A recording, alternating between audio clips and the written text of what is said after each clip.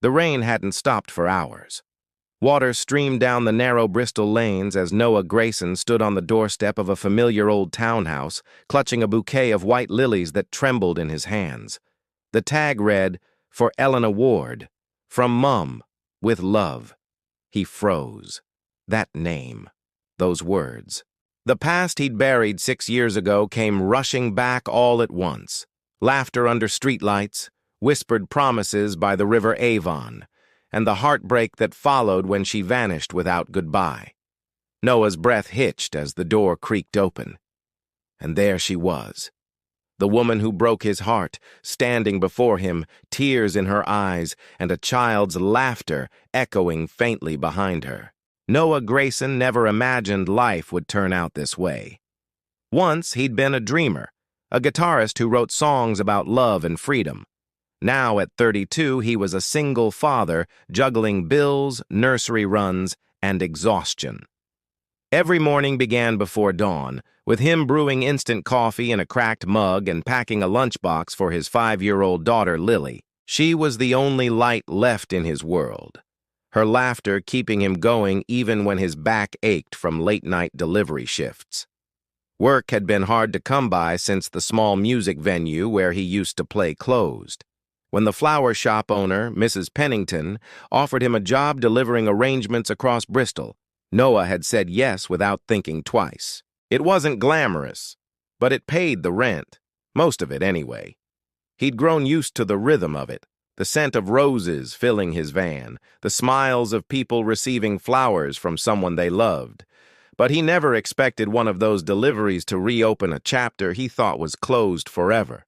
That fateful Friday afternoon, as thunder rolled over the city and the rain came down harder, Mrs. Pennington handed him a bouquet wrapped in cream paper. "Urgent one, dear," she said. "It's for a Miss Elena Ward, Upper Clifton. It's been prepaid, part of a final delivery request." Noah smiled faintly, nodded, and took the flowers. The name didn't register. Not yet. The drive through Clifton was slow and silent, rain tapping against the windshield like 1,000 tiny memories. Noah's van crawled past the Georgian terraces, his thoughts drifting to Lily I's drawing stuck on the dashboard, a stick figure of him and her holding hands beside a rainbow. It reminded him why he worked so hard, to give her the childhood he never had. When he pulled up outside number 14, he noticed how time hadn't touched the place. Ivy still climbed the stone walls, and the brass knocker gleamed faintly under the porch light. It was the kind of home that whispered stories, of old money, quiet heartbreak, and second chances. He grabbed the bouquet and stepped out into the rain. The name finally caught his eye. Elena Ward. His chest tightened. There couldn't be two Elenas with that surname living in Clifton, could there? The odds were impossible. Still, he told himself it wasn't her. She had moved on, to London, maybe even abroad. Then the door opened, and in that single moment, the years fell away. Her auburn hair was shorter now, her green eyes still the same shade of stormy summer. For a long second, they both froze, soaked, speechless, staring across the distance of lost time. Elena's lips parted, but no words came out. She looked at the lilies, then at him. "Noah?" she whispered, disbelief trembling in her voice. He tried to smile, but it felt foreign. "Delivery for you," he said quietly, holding out the bouquet like a fragile peace offering. She hesitated before taking it, her hands shaking slightly. "They're from my mum," she murmured, reading the tag. "But she passed away last week." Her voice broke, soft and distant. "These must have been arranged before—" Noah didn't know what to say. He'd loved Mrs. Ward. She'd been kind, welcoming, and had always believed in his music. The realization that she was gone made his chest ache. "I'm sorry, Elena," he said softly. "She was a wonderful woman." For a moment, silence filled the doorway. Then Elena stepped back. "You're soaked. Come inside, please." He wanted to refuse, but something in her tone, fragile, real, made him follow her in. Inside, the house smelled of lavender and rain. The same piano stood in the corner, the same family portraits hung along the staircase. Time had moved on everywhere, except here. Elena placed the flowers on the table, her fingers brushing the petals as tears welled in her eyes. "She always loved lilies," she said faintly. Noah's gaze drifted around the room, to the photographs, to the half-finished cup of tea on the counter, to a child's toy car lying near the sofa. A child. His heartbeat quickened. Then came the sound of tiny footsteps. A boy, about 5 years old, peeked out from behind the doorway. Sandy-haired, curious, wearing dinosaur pajamas. "Mummy, who's that?" he asked shyly. Elena froze. Noah's world tilted. The boy looked so familiar it hurt. For a moment, Noah couldn't breathe. The boy's eyes, blue-gray, identical to his own, held him captive. Elena quickly stepped between them. "This is Mr. Grayson," she said softly. "He's an old friend." Noah forced a smile, his voice low. "Hey there, mate." The boy grinned. "Hi, I'm Oliver." Elena's voice trembled. "Ollie, why don't you go play upstairs for a bit?" When he was gone, Noah turned to her, his tone raw. "Elena, is he—" Her silence said everything. Tears gathered in her eyes. "I wanted to tell you," she whispered. "But my mom was sick. I lost my job and then you moved. I didn't know how to find you. And when I finally did, you had Lily. I thought you'd moved on." The storm outside seemed to fade beneath the pounding in his ears. "You should have told me," he said, voice shaking. "You had no right to keep him from me." Elena's hands trembled as she wiped her tears. "I know," she whispered. "You don't have to forgive me. But I was scared, Noah. Everything fell apart after you left. I didn't know what to do." He turned away, gripping the windowsill. "I didn't leave, Elena. You did." The truth between them lay heavy in the air. Rain lashed against the window panes, echoing the ache in their chests. Finally, Elena spoke again, her voice breaking. "Mom tried to send you a letter before she died. She wanted me to fix things, to tell you the truth. That's why she sent those flowers. She knew it was the only way you'd come back."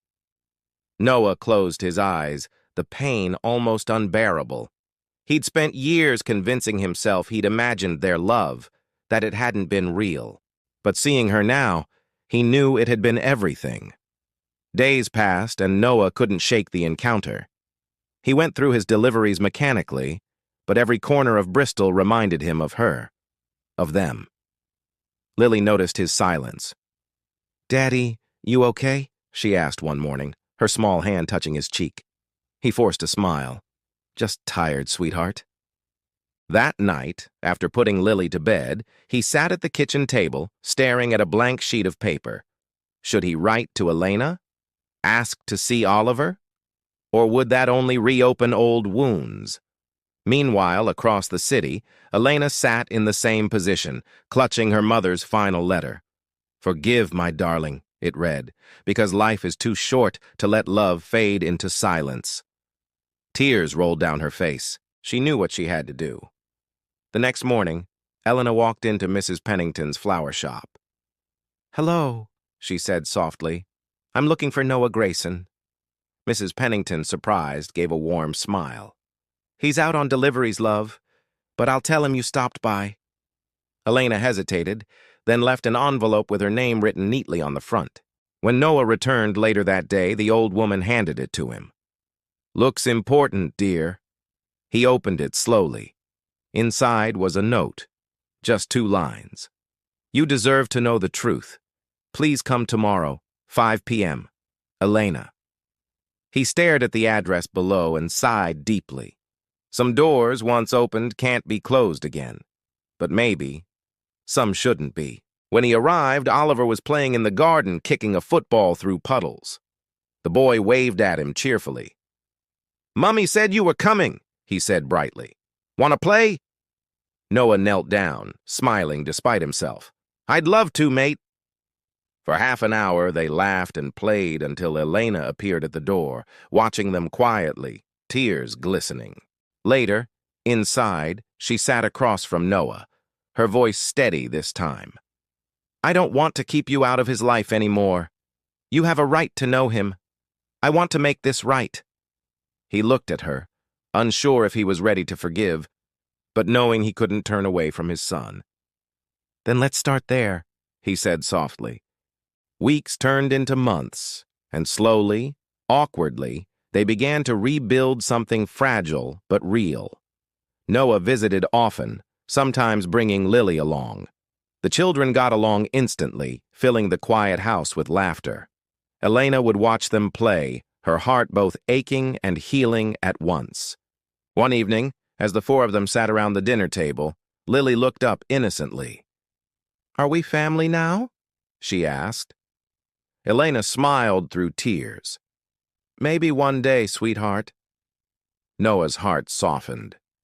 For the first time in years, he felt the weight of loneliness lift, replaced by something tender, hopeful, terrifyingly beautiful. But healing isn't linear. One afternoon, as Noah picked up Oliver from school, a man approached, tall, well-dressed. You must be Noah, he said curtly. I'm James Ward, Elena's brother. Noah tensed. James's eyes were cold. I know what happened between you two. Don't think you can walk back into her life and fix everything. She's finally stable. Noah's jaw tightened. I'm not here to hurt her. I just want to be part of my son's life. James gave a dry laugh. Then do it quietly. The conversation left a sour weight in Noah's chest. He realized that while forgiveness had begun, trust would take time, and not everyone would welcome his return. That night, Elena found him sitting by the river Avon, the city lights reflecting in the water.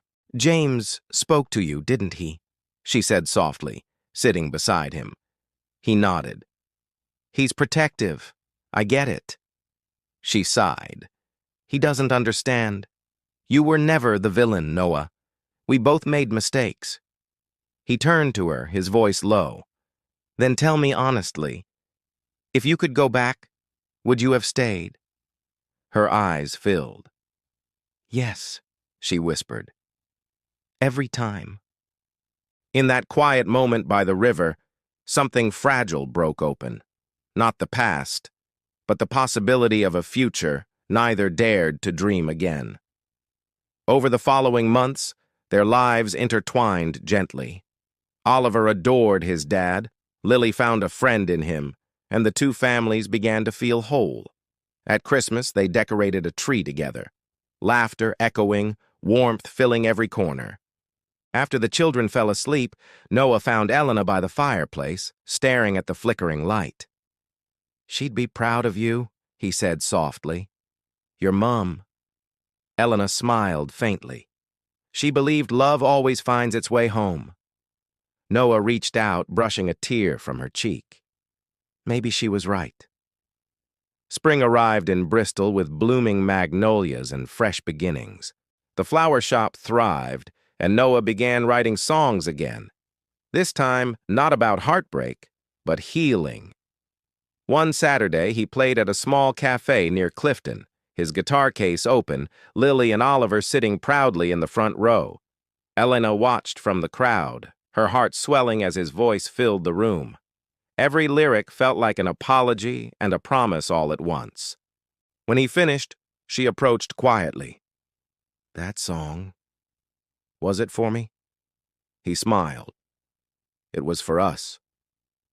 On a warm June evening, Noah returned to the same doorstep where it all began, this time holding not flowers, but a small velvet box. Elena opened the door just as she had months ago, her smile trembling with emotion. I used to think flowers were just for other people, he said softly. Turns out they were leading me home. Her eyes widened as he knelt, heart pounding. Elena Ward, will you give us our second chance? Tears streamed down her cheeks as she nodded. I already did the day you brought me those lilies.